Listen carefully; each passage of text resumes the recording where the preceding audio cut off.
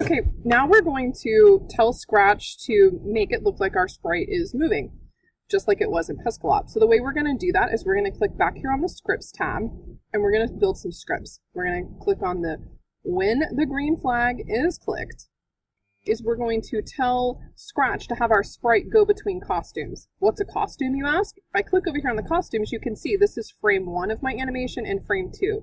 So I'm going to tell it to go to, they call these costumes in Sprite. I'm going to tell it to go to costume 1 and costume 2 and to keep repeating that, and it's going to look like it's animated. The way I do that with scripts is I say when the green flag is clicked, I look on looks, and I'm going to say switch costume to Amy Hero 1. Then I'm going to tell it to wait.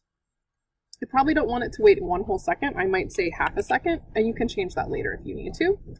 And then I'm going to go back to looks, and I'm going to switch costume to Amy Hero 0, right? Then I want to wait a few seconds again, probably the same amount of time. Okay.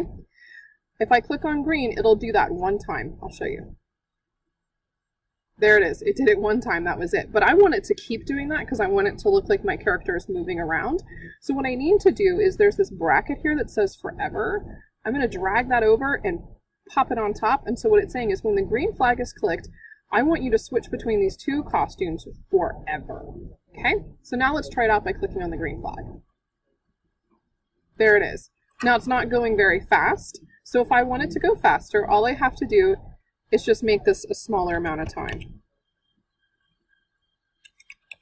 Okay? There it is, nice and fast.